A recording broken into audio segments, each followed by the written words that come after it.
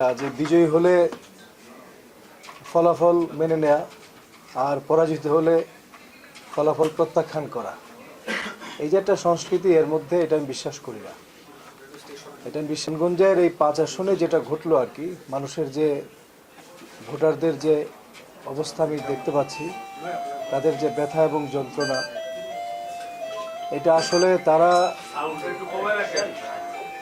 এটা কিন্তু এই ফলাফলটাকে তারা মেনে নিতে পারছে না। যখন আমার দল আমাকে মনোনীত করে, আমি রাজি ছিলাম না।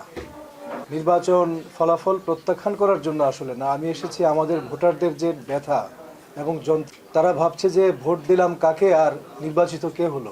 এটা তো নির্বাচন ভালোই হয়েছে, মানুষ ভোট দিয়েছে। তারপরে সন্ধ্যা মাগরিবের সময় থেকে 6টা থেকে যখন নির্বাচনী ফলাফল শুরু হলো, প্রায় 7টা বা 7:30 পর্যন্ত মানুষ দেখতেছে সব কিছু, একটা একটা করে কেন্দ্রের ফলাফল আসতেছিল। বিভিন্ন টেলিভিশন চ্যানেলেও কিছু সংবাদ প্রকাশিত হয়ে গেল আমাকে বিজয়ী ঘোষণা করে।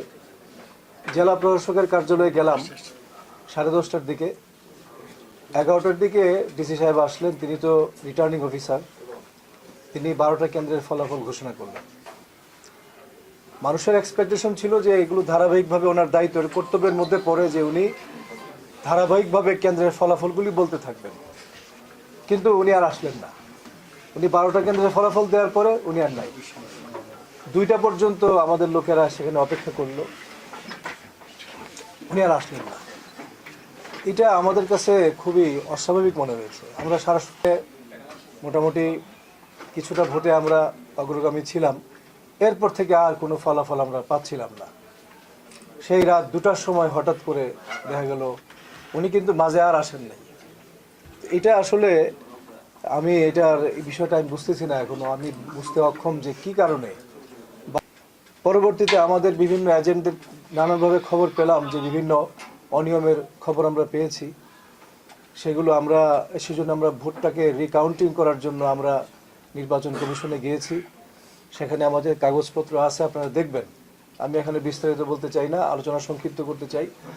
যে অনিয়ম এবং অনাকাঙ্ক্ষিত ঘটনাগুলো ঘটেছে সেগুলো লেখা আছে এখানে, আপনারা দেখে নেবেন। আমি শুধু বলতে চাই যে আসলে এই ফলাফলে নারায়ণগঞ্জ 5 আসনের মানুষদের যে রায়, এই রায়ের প্রতিফলনটা ঘটে নাই।